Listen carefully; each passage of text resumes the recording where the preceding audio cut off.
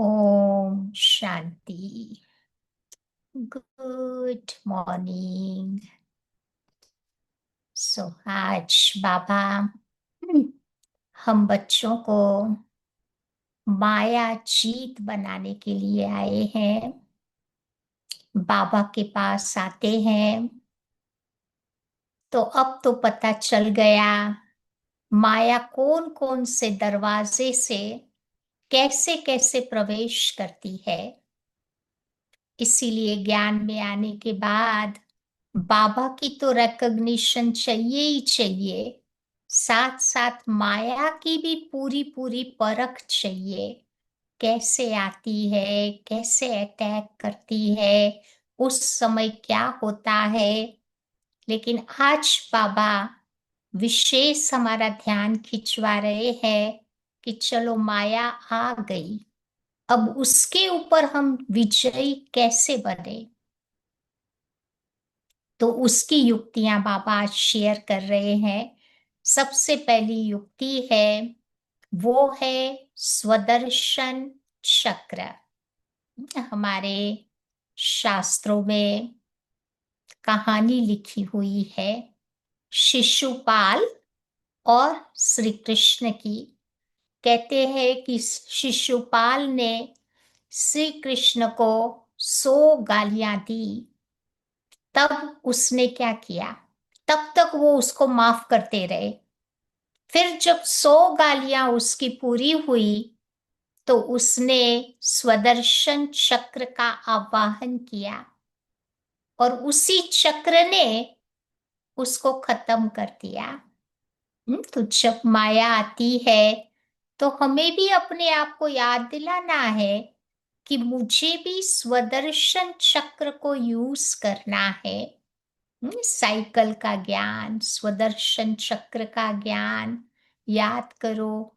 हम कैसी दुनिया के निवासी थे, क्या हमारा जीवन था, कितना सुंदर हमारा व्यवहार था। तो उस जीवन की स्मृति से शुरुआत करें, सतयुगी दुनिया से। फिर धीरे धीरे त्रेता की बातें याद करें। फिर द्वापर से कैसे भक्ति शुरू की, वो भक्ति के दिन याद करें। फिर कलयुग आते आते एकदम दुखी अशांत बन गए। तब जाकर कलयुग के अंत में संगम में बाबा आते हैं और पूरे साइकिल का ज्ञान देते हैं। तो ये है स्वदर्शन चक्र को जितना जितना हम घुमाते जाएंगे उतना उतना बाबा कहते माया का गला कटता जाएगा। लेकिन एक बात की हमें स्मृति रखनी है कि जब भी स्वदर्शन चक्र हम घुमाए तो वो राइट वे घूमना चाहिए। अगर राइट वे वो घुमा तो माया का गला काटेगा, अगर रॉन्ग वे उसको घुमाया तो मेरा गला कट जाएगा। कई बार बाबा के बच्चे कहते हैं ना, अरे बहन जी ड्रामा में होगा तो पुरुषार्थ कर लेंगे, ड्रामा में होगा तो हम कुछ मेहनत करेंगे। तो ये चक्र को उल्टा घुमाना हो गया। चक्र को पॉजिटिव रूप से घुमाना है कि लास्ट साइकिल में भी मैंने अच्छा पुरुषार्थ किया, लास्ट साइकिल में भी मैंने अपना भाग्य बनाया, इस साइकिल में भी मेरा भाग्य बनेगा। तो ये राइट वे से डिस्कस को घुमाना हो गया। तो राइट वे से घुमाएंगे तो माया का गला कट जाएगा। तो पहली युक्ति है स्वदर्शन चक्र। दूसरा, भक्ति में भी बहुत सारी समस्याएं आती है ना। लोग क्या करते हैं, सवेरे सवेरे जल्दी उठ करके मंत्र का जाप करते हैं। तो जितना जितना मंत्र का जाप करते हैं उतनी उतनी माया भाग जाती है। या ऐसी कोई भी प्रकार के अशुद्ध वाइब्रेशंस होते हैं, कोई समस्याएं होती है, वो हमारी खत्म हो जाती है। एक बार एक बहन मेरे को मिली थी, उसने अपने बेटे की शादी करवानी थी। तो वो जो महीना चल रहा था, पंडित ने बताया इस महीने में कोई दिन अच्छा दिन नहीं आता है, कोई गुड़ मुहूर्त है ही नहीं। लेकिन उस माता को वही महीने में कन्वीनियंट था, उसके बेटे को वही महीने में छुट्टियां थी, उसके लिए भी वही टाइम गुड था। तो वो बाबा की बच्ची थी, बेटा सहयोगी था, कोऑपरेटिव। तो फिर वो पंडित ने माता को बोला कि अगर इसी महीने में तुम्हें शादी करानी है तो एक युक्ति है मेरे पास। आप उसने एक मंत्र बताया कि इस मंत्र का जप आप पूरा महीना करो तो फिर आप शादी करा सकते हो। तो ये माता तो बाबा की थी, है, उसको तो पता था कि कौन से सही मंत्र होते हैं। तो उसने महीना पूरा सवेरे जल्दी अमृत वेले उठ करके हमारा जो मंत्र है, बाबा हम बच्चों को दे रहे हैं, उसी मंत्र में वो स्थित होती गई। और फिर बाद में शादी भी हो गई, एवरीथिंग वॉज ओके। तो भक्ति में भी ऐसे लोग मानते हैं कि बहुत समस्याएं आती है ना, तो आप मंत्रों का जाप करो, उससे समस्याएं धीरे धीरे खत्म हो जाएगी या हल्की हो जाएगी। तो बाबा ने हम बच्चों को कितने मंत्र दिए हैं। मन मना भव, मध्याजी भव, हम सो हम। अभी हम ब्राह्मण सो देवता, क्षत्रिय वैश्य शूद्र बने, पूरा साइकिल। कैसे अलग अलग युग में पार्ट प्ले किया उसको याद करो। कभी बाबा कहते हैं कि बी होली, बी योगी बन जाओ। ओम शांति भी हमारा इंटरनेशनल मंत्र है, कोई भी भाषा में उसका ट्रांसलेशन नहीं चाहिए, लोग समझ जाते हैं। या फिर दादी का फेवरेट मंत्र था, मेरा बाबा, मीठा बाबा, प्यारा बाबा, शुक्रिया बाबा। तो बार बार दिल से बाबा का शुक्रिया अदा करो। फिर बाबा कहते हैं कि मरना तेरी गली में, जीना तेरी गली में।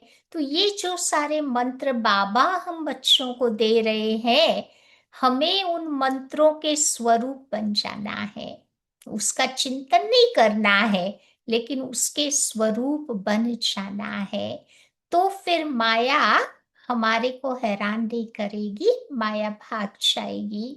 तीसरी बात बाबा कहते हैं कि छत्र छाया को याद करो। पहले के जमाने में राज्य लोग रहते थे, उनके सर पर हमेशा छत्र छाया रहती थी।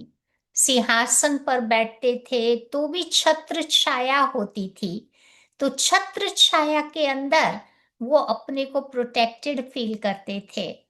तो बाबा ने भी हम बच्चों को छत्र छाया दी है ना। हमारी छत्र छाया कौन सी है? कि बाप दादा की छत्र छाया के अंदर रहना है। विजुलाइज करो कि एक बाबा हमारे आगे है, एक बाबा पीछे है, बीच में मैं हूं। तो फिर कोई बात का डर नहीं लगता। देखो आजकल के जो वीवीआईपी कहलाते हैं ना दुनिया में, तो उनके साथ हमेशा बॉडीगार्ड होता है। बिना बॉडीगार्ड के वे कई बार नहीं निकलते, क्योंकि बहुत डर रहता है। तो हमारा बॉडीगार्ड हमारा बाबा है, हमारी सिक्योरिटी हमारा बाबा है। तो बाबा को साथ रख करके उसकी छत्र छाया की के अंदर रहते हैं, तो हम लोग भी निर्भय बन जाते हैं। एक माता को इतना नशा, घर वाले कहते थे कि इतनी रात रात को तू कहाँ सेंटर पर जाती है, तुम्हें डर नहीं लगता? तो ये बूढ़ी सी माता बोलती थी कि मेरे आगे है लाल लाल बाबा, मेरे पीछे है वाइट वाइट बाबा, तो काहे का मेरे को डर। तो ये छत्र छाया भी हमें मायाचीत बना देती है। फिर बाबा कहते हैं कि दुनिया में भी जो वाइल्ड एनिमल्स होते हैं ना, उनसे प्रोटेक्ट करने के लिए हमेशा हाथ में टॉर्च रखते हैं, लाइट रखते हैं, फायर जला के रखते हैं। तो उसमें वो माया या माया रूपी वाइल्ड एनिमल्स नहीं आते हैं। तो बाबा भी कहते हैं हमें भी योग की फायर जला करके रखनी है। प्यूरिटी की फायर जला करके रखनी है, लगन की अगन जला करके रखनी है, तो वहां माया डरती है, फिर माया आने की कोशिश नहीं करेगी। फिर दुनिया में भी देखो, कई घर में बैड वाइब्स हो जाते हैं या कुछ ऐसे वाइब्रेशंस फील करते हैं ना, तो इंसेंस स्टिक जलाते हैं, अगरबत्ती, उसमें भी खास करके चंदन की अगरबत्ती जलाते हैं। चंदन की एक विशेषता होती है कि जो इविल वाइब्रेशंस होता है उससे हमारी रक्षा करता है। तो बाबा कहते मुझे कौन सी अगरबत्ती जलानी है? रूहानियत की अगरबत्ती। तो जितनी जितनी जीवन में रूहानियत होगी, आचरण में, चलन में, उतनी उतनी बाबा कहते माया हमारे से दूर रहेगी, भाग जाएगी। माया चीत बन जाएंगे। फिर बाबा कहते संगठन का किला मुझे मजबूत बनाना है। ये जो परिवार का किला, संगठन का किला, माया तभी आती है जब हम अकेले होते हैं। तो अकेला अकेला नहीं रहना है, नहीं तो लोनली फील करेंगे, या लेकिन बाबा का जो ये परिवार है, ये संगठन है, उस किले के अंदर मुझे रहना है। तो कोई भी माया का एनिमी उस किले के अंदर प्रवेश नहीं कर सकता। पहले के जमाने में राजे लोग ना बहुत मजबूत किला बनाते थे, ताकि उस किले की दीवार को एनिमी पार नहीं कर सकता था। तो ऐसा हमारा ब्राह्मण परिवार का जो किला है वो मजबूत होना चाहिए, तो माया जीत बन जाएंगे। फिर दुनिया में, घरों में भी आपने देखा है, सोसाइटी में भी लोग वॉचमैन रखते हैं। वो सारी रात जागता है, डंडी लेके बैठा रहता है, घूमता रहता है, ताकि कोई चोर नहीं आ जावे। या तो हमें भी क्या करना है, दो वॉचमैन बाबा ने हमें दिया है, एक है अटेंशन, दूसरा चेकिंग। ये दो वॉचमैन को सदा अलर्ट एक्टिव रखना है, या तो फिर माया नहीं आएगी। फिर बाबा कहते हैं कि डबल लॉक घर में लोग आजकल रखते हैं, डेड लॉक, पता नहीं क्या क्या कहते रहते हैं। तो वो डबल लॉक खोल नहीं सकता कोई। या तो हमारे को भी बाबा ने डबल लॉक दिया है ना, याद और सेवा का। ये डबल लॉक मेरे साथ है, दोनों का बैलेंस, बाबा की याद भी चाहिए, सेवा भी चाहिए। तो ये डबल लॉक को माया नहीं खोल सकती। फिर बाबा कहता है सोमान की सीट पर सेट रहने से भी माया नहीं आती। या तो जितना जितना सुमान में बैठे रहेंगे, उसी सीट पर सेट रहेंगे, तो माया डिस्टर्ब नहीं करेगी।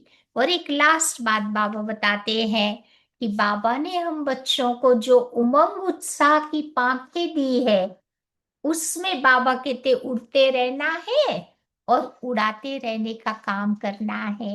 नीचे जब आते हैं तो कब आते हैं? जब भारी हो जाते हैं, टेंशन हो जाता है।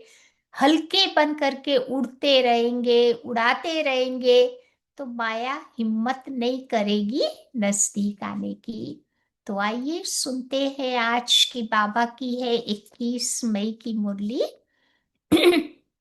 बाबा कहते मीठे बच्चे, तुम आत्माओं का प्यार एक बाबा के साथ है। बाबा ने तुम्हें आत्मा से प्यार करना सिखाया है, शरीरों से नहीं।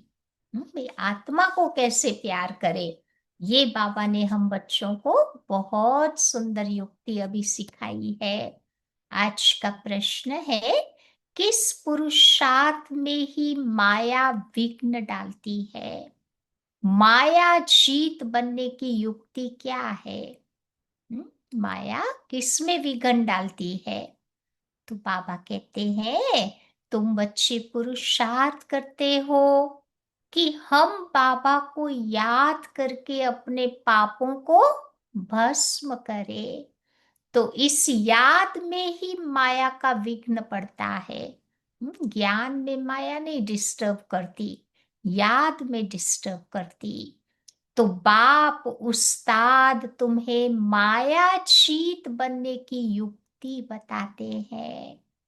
तुम उस्ताद को पहचान कर याद करो तो खुशी भी रहेगी। उस्ताद, वो जो बॉक्सिंग सिखाते हैं ना, उसमें उस्ताद होता है, वो गाइड करता है, कोच मैन होता है ना। तो बाबा आज कोच मैन बन के आया है। बताता है कि माया के साथ की कुश्ती में कैसे हमें विजय प्राप्त करनी है। बॉक्सिंग तो रोज होती है ना। तो बाप उस्ताद तुम्हें मायाजीत बनने की युक्ति बतलाते हैं। तुम उस उस्ताद को पहचान कर याद करो तो खुशी भी रहेगी, पुरुषार्थ भी करते रहेंगे और सर्विस भी खूब करेंगे और मायाजीत बन जाएंगे।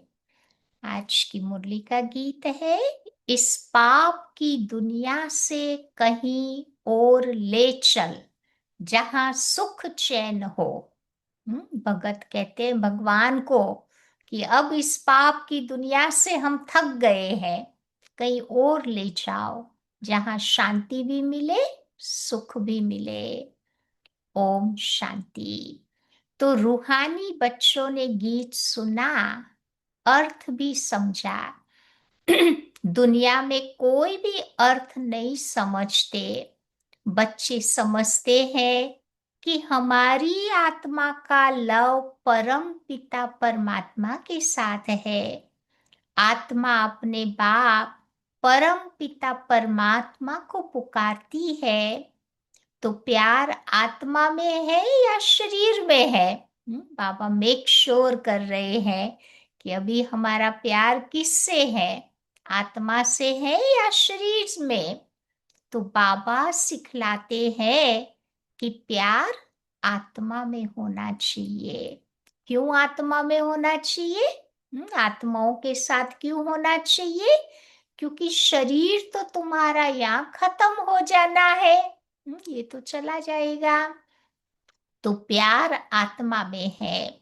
तो अब बाबा समझाते हैं कि तुम्हारा प्यार परमात्मा बाप से होना चाहिए, शरीरों से नहीं। आत्मा ही तो अपने बाप को पुकारती है ना, कहती है, क्या कहती है कि बाबा अब हमें पुण्य आत्माओं की दुनिया में ले चलो। तुम बच्चे समझते हो कि हम पाप आत्मा थे, अब फिर पुण्य आत्मा बन रहे हैं। तो बाबा तुम बच्चों को युक्ति से पुण्य आत्मा बना रहे हैं।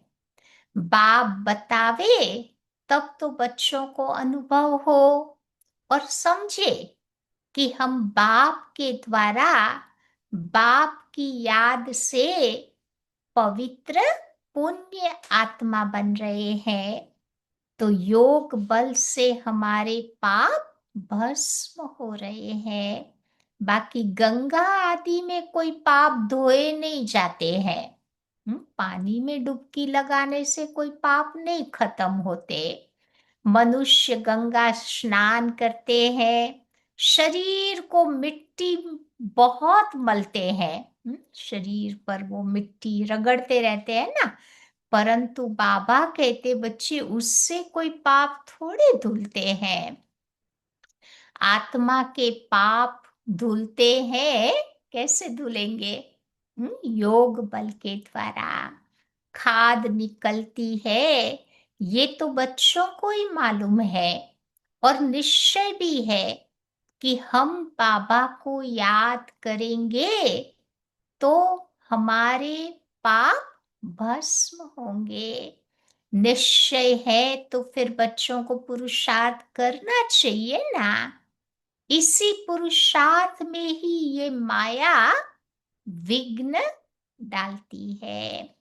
रुस्तम से माया भी अच्छी रीति रुस्तम होकर के लड़ती है।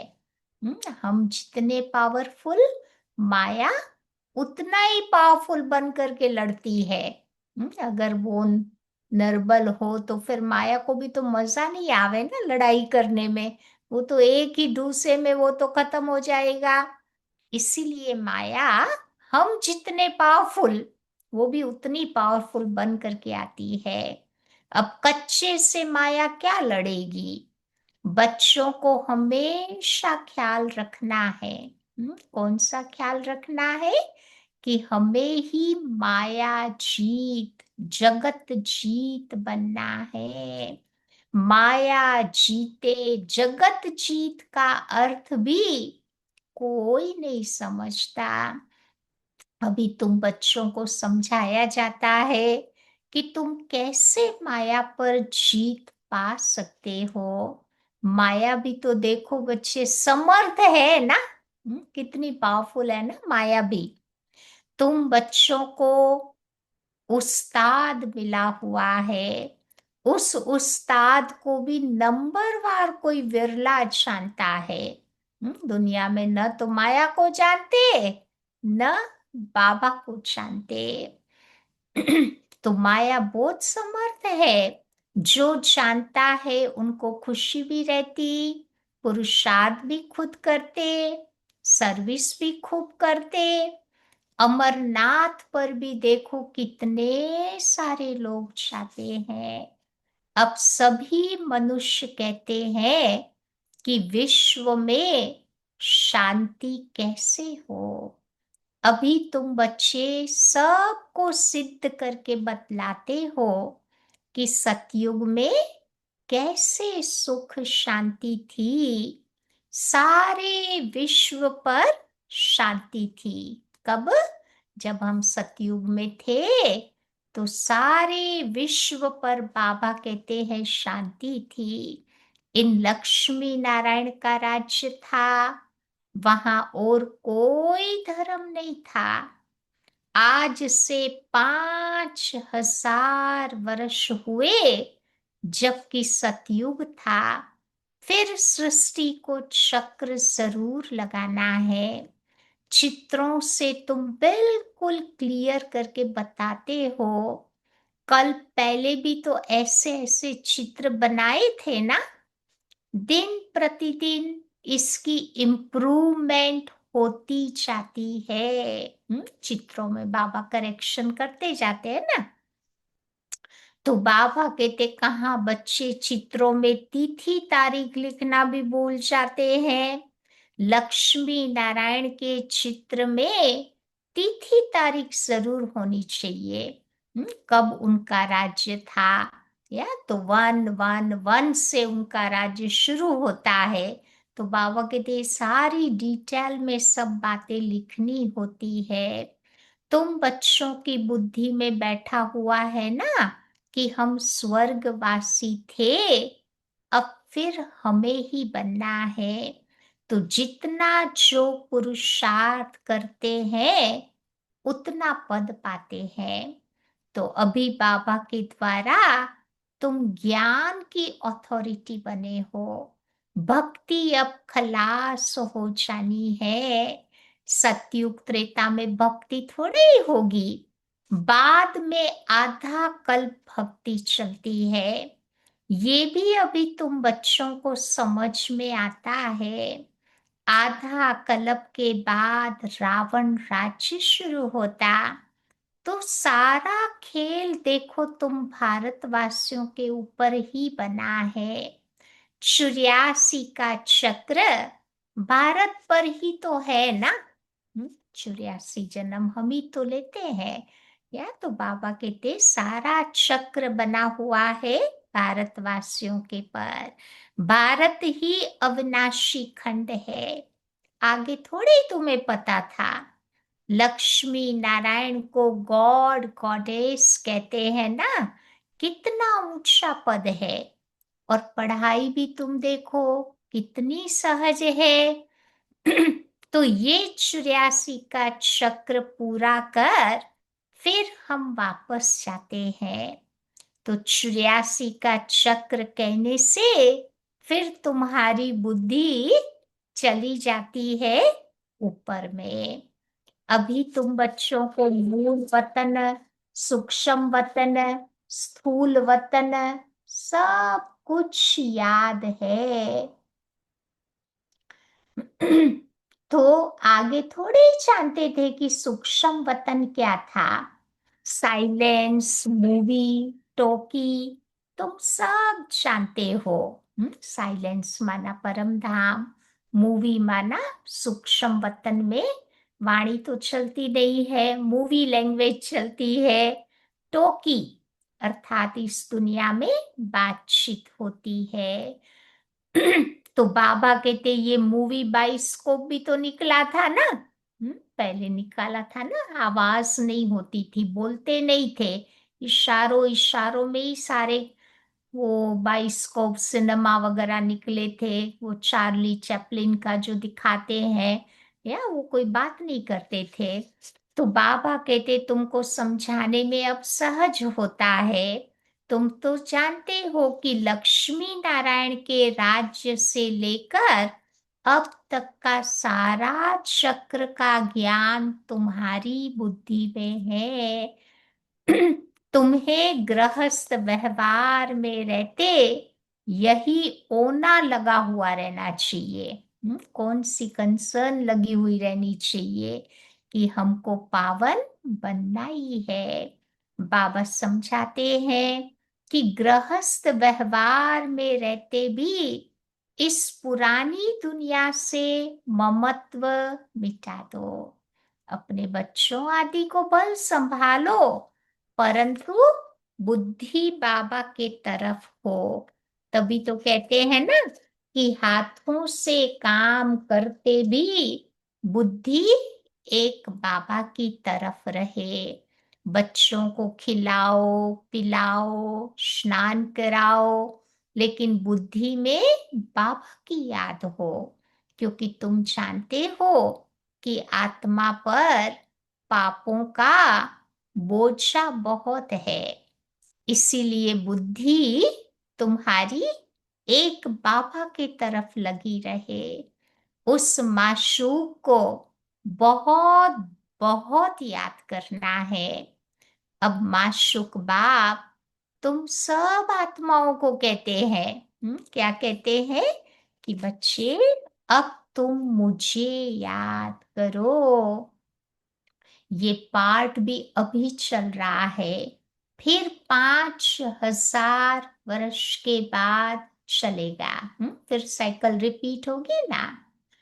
तो बाबा कहते हैं, बाबा कितनी सहज युक्ति बताते हैं। बाबा बच्चों को कोई तकलीफ नहीं देता। खाली कहता है ना बाबा की उठ के तुम मुझे याद करो, और कोई तकलीफ बाबा बच्चों को नहीं देता। कोई कहे कि हम तो बाबा को याद ही नहीं कर सकते, हमको बहुत तकलीफ भासती है, तो याद की यात्रा बहुत मुश्किल है। तो बाबा कहते, अरे तुम बाबा को याद नहीं कर सकते हो, बाबा को थोड़े ही भूलना चाहिए। बाबा को तो अच्छी रीति याद करना है, तब तो तुम्हारे विकर्म विनाश होंगे और तुम बच्चे एवर हेल्थी बनेंगे। नहीं तो नहीं बनेंगे। तुमको राय भी बाबा बहुत अच्छी देते हैं। एक टिक दवाई होती है ना, हम गारंटी करते हैं कि इस योग बल से तुम 21 जन्मों के लिए कभी रोगी नहीं बनेंगे। बाबा गारंटी करता है कि 21 जन्मों के लिए कभी रोगी नहीं बनेंगे। सिर्फ बाबा को याद करो। कितनी सहज युक्ति है। भक्ति मार्ग में भी तुम याद करते थे, परंतु अनजाने से करते थे। बिना जाने बाबा को याद करते थे। अब बाबा बैठ समझाते हैं, तुम समझते हो, हम कल पहले भी बाबा आपके पास आए थे, पुरुषार्थ करते थे, पक्का निश्चय हो गया है, हम ही राज्य करते थे, फिर हमने ही गवाया। अब फिर बाबा आया हुआ है, तो बाबा से राज्य भाग्य लेना है ना। उसके लिए बाबा कहते हैं कैसे राज्य भाग्य मिलेगा? उसके लिए तुम मुझे याद करो और राजाई को भी याद करो। मन मना भव, तो अंत मते सो तुम्हारी गति हो जाएगी। हमारा जो लास्ट संकल्प होगा वही हमें मुक्ति दे देगा। बाबा की याद का होगा तो मुक्ति हो जाएगी। तो अभी ये नाटक पूरा होता, फिर वापस जाएंगे। तो बाबा आए हैं सबको ले जाने के लिए, जैसे वर वधु को लेने के लिए आते हैं ना। ब्राइड्स को बहुत खुशी होती कि हम अपने ससुराल जाते हैं। तो तुम सब सीताएं हो एक राम की। बाबा हमारा ब्राइड ग्रूम, हम सब आत्मा रूपी सीताएं ब्राइड्स हो गई। तो राम ही तुमको रावण की जेल से छुड़ा करके ले जाते हैं। तो लिबरेटर एक बाबा है जो आकर के तुम्हें रावण से लिबरेट करते हैं। कहते भी है कि ये रावण का राज्य है, परंतु यथार्थ रीति समझते नहीं है। तो अभी बच्चों को समझाया जाता है। औरों को समझाने के लिए बहुत अच्छी अच्छी पॉइंट्स बच्चों को दी जाती है। बाबा ने समझाया है कि ये लिख दो कि विश्व में शांति कल पहले मुआफिक बाबा ही आकर स्थापन कर रहे हैं। तो ब्रह्मा के द्वारा स्थापना हो रही है। विष्णु का राज्य था तो उस समय विश्व में शांति थी। विष्णु सो लक्ष्मी नारायण थे, ये कोई समझते थोड़े ही है। विष्णु और लक्ष्मी नारायण, राधे कृष्ण आदि को लोग अलग अलग समझते हैं। कृष्ण की 4 स्टेजिस लोग समझते हैं कि अलग अलग आत्मा की वो स्टेजिस है, परंतु एक ही आत्मा की वो स्टेजिस है। जब कृष्ण बेबी था तो उसका नाम बाबा कहते मोहन होगा। जब थोड़ा बड़ा होगा तो कृष्ण कहलाएगा। फिर शादी करेगा तो नारायण बन जाएगा। और विष्णु वो लक्ष्मी नारायण का कंबाइंड रूप का प्रतीक है।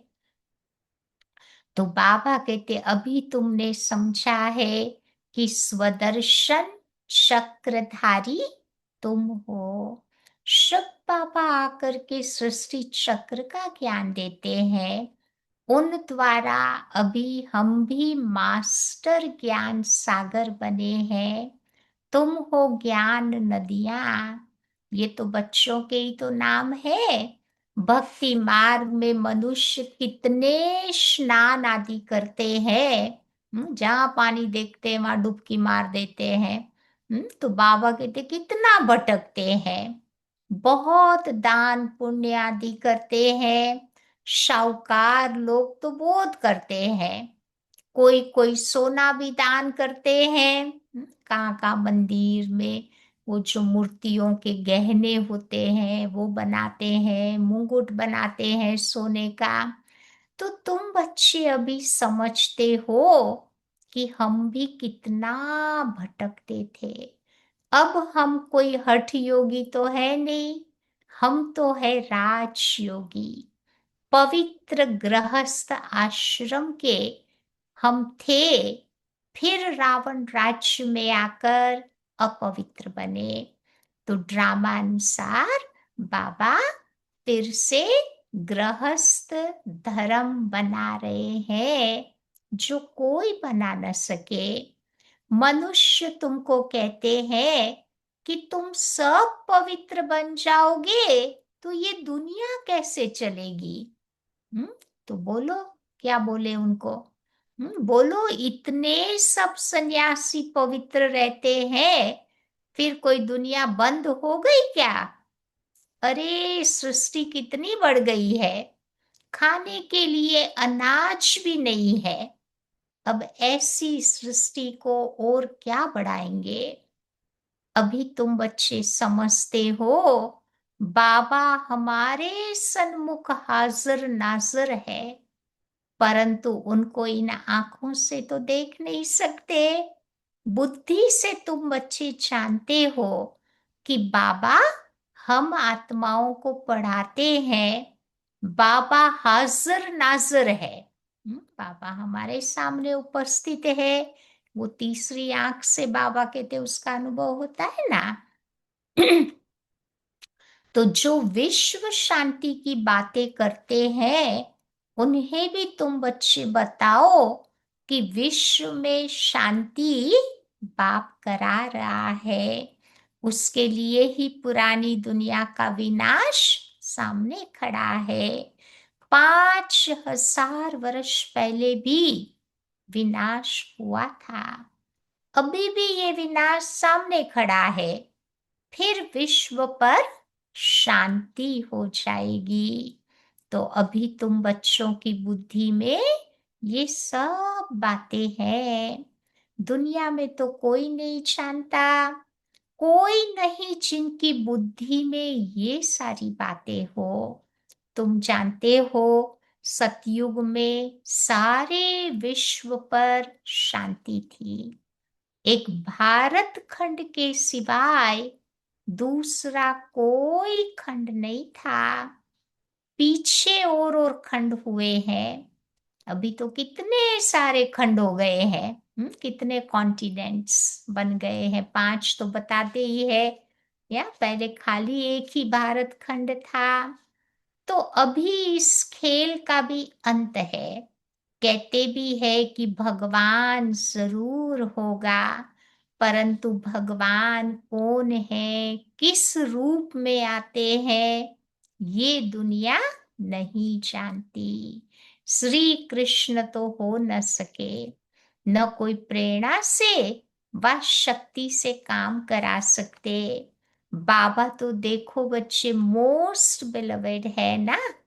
बाबा से ही तो वर्षा मिलता। बाबा ही आकर स्वर्ग की स्थापना करते, फिर पुरानी दुनिया का विनाश भी कराएंगे। तुम बच्चे जानते हो कि सतयुग में ये लक्ष्मी नारायण थे। अब फिर खुद पुरुषार्थ से ये बन रहे हैं। तो बच्चों को नशा रहना चाहिए ना। भारत में ये राज्य करते थे, शिव बाबा ही राज्य देकर के गया था। ऐसे नहीं कहेंगे कि शिव बाबा राज्य करके गया था। बाबा तो सतयुग में आते ही नहीं है। तो बाबा राज्य करके नहीं गया था, राज्य देकर के गया था। तो भारत को राज्य देकर के गया था।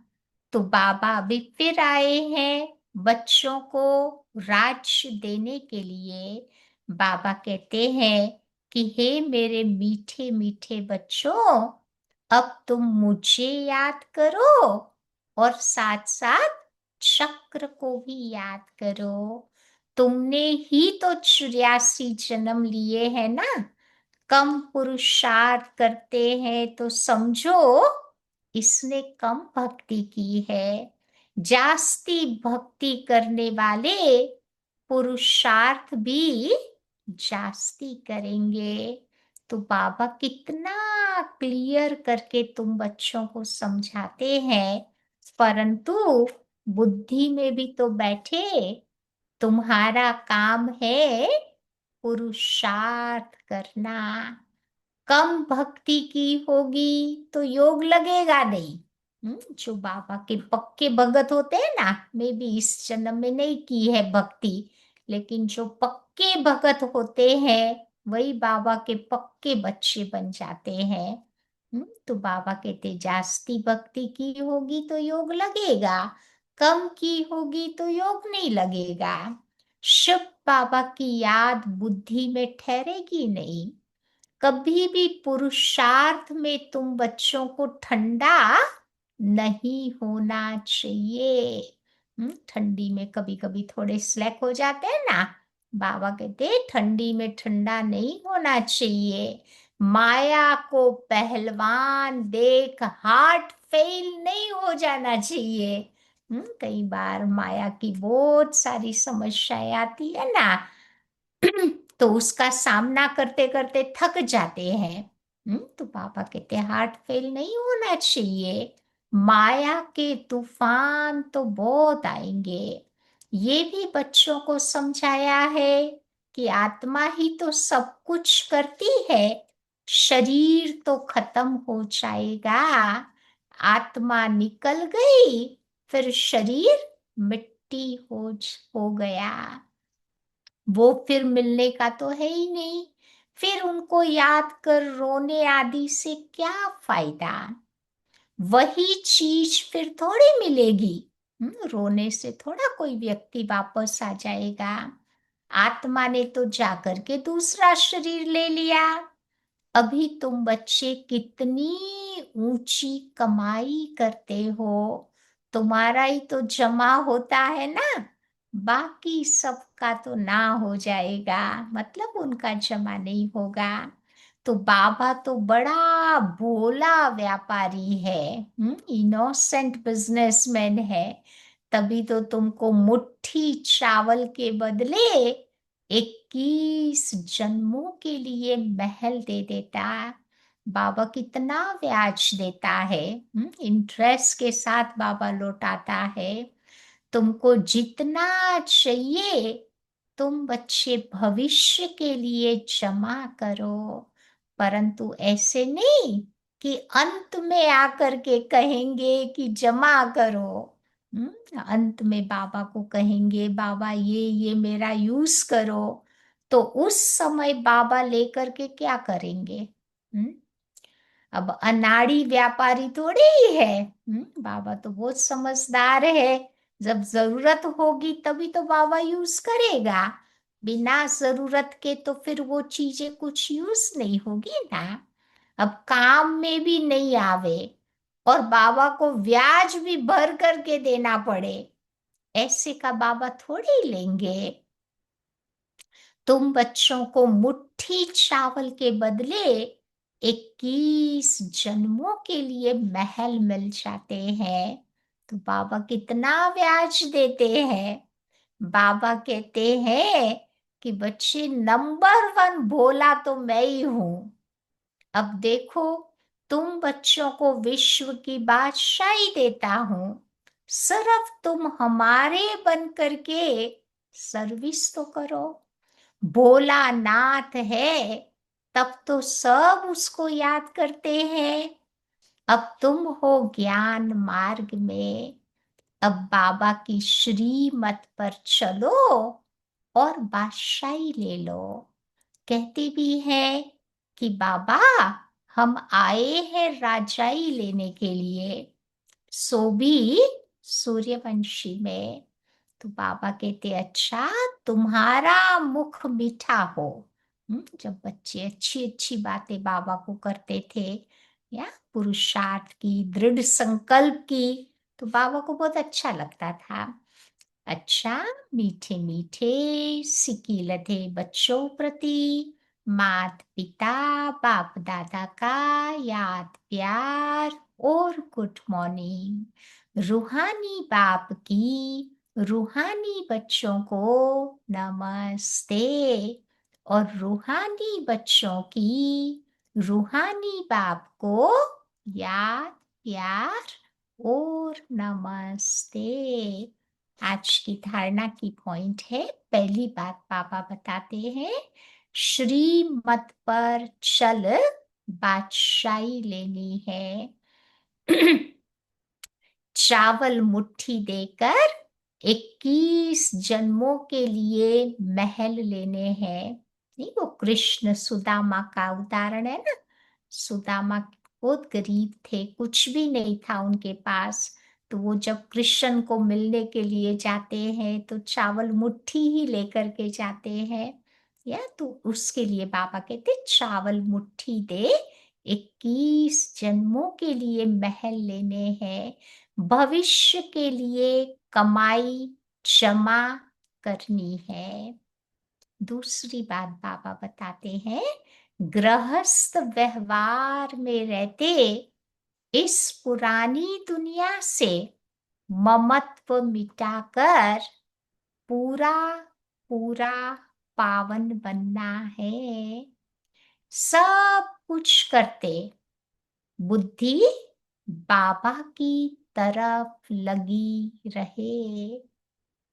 आज का वरदान है, गृहस्थ व्यवहार में, हाँ, वरदान है, मनसा शुभ भावना द्वारा एक दो को आगे बढ़ाने वाले विश्व कल्याणकारी भव। मनसा शुभ भावना द्वारा एक दो को आगे बढ़ाने वाले विश्व कल्याणकारी भव।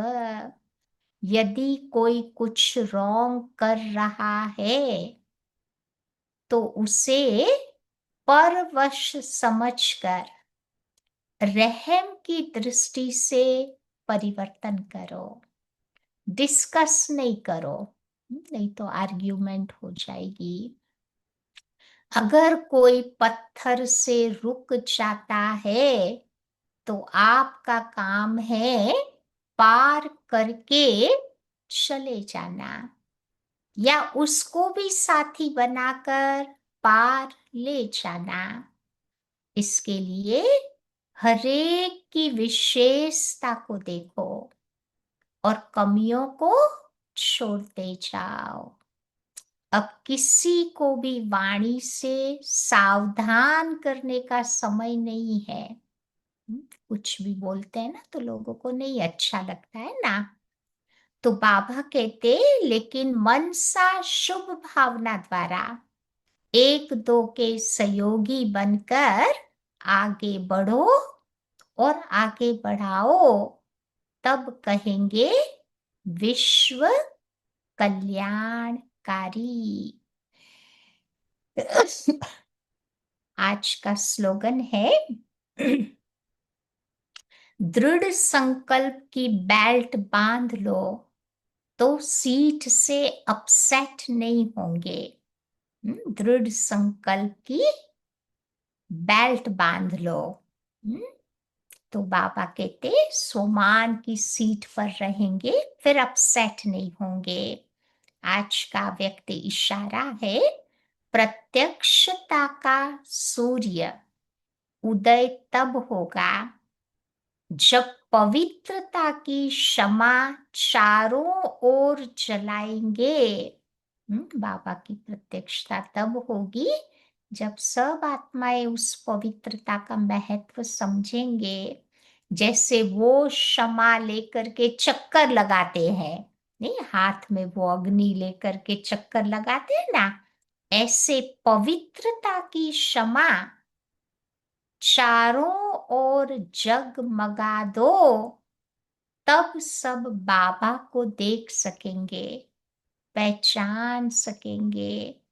जितनी अचल पवित्रता की क्षमा होगी उतनी सहज सभी पाप को पहचान सकेंगे और पवित्रता की जय जयकार होगी।